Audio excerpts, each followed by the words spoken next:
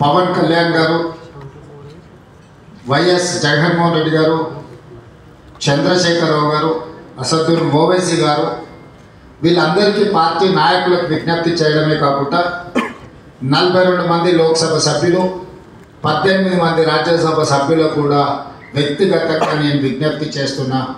మీరందరూ ఆత్మ ప్రబోధానుసారం ఓటేయండి.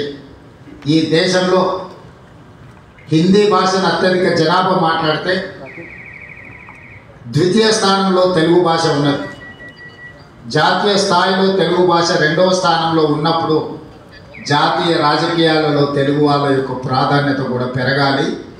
దానికి జస్టిస్ సుదర్శన్ రెడ్డి గారు ఉపరాష్ట్రపతిగా ఎన్నికైతే మన ప్రతిష్ట, మన గౌరవము ఢిల్లీ స్థాయిలో పెరుగుతుంది.